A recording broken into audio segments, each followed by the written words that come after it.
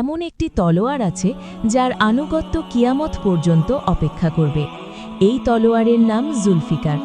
ইমাম আলী রাদিয়াল্লাহু আনহু এর হাতে থাকা সেই ঐতিহাসিক তলোয়ার, যা ন্যায়, সাহস এবং সত্যের প্রতীক ছিল।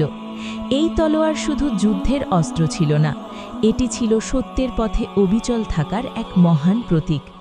কারবালার ময়দানে সত্যের জন্য যারা জীবন উৎসর্গ করেছিলেন, তাদের হৃদয়ের সাহস ছিল এই তলোয়ারের মতোই শক্ত এবং অটল।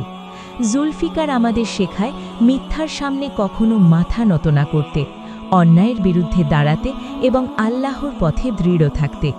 সময় চলে যায়, যুগ পরিবর্তন হয়, কিন্তু সত্যের প্রতীক কখনো হারিয়ে যায় না। আজও যেন জুলফিকার কিয়ামতের অপেক্ষায় আছে, সত্যের পথে থাকা মানুষের হাতে ফিরে যাওয়ার জন্য।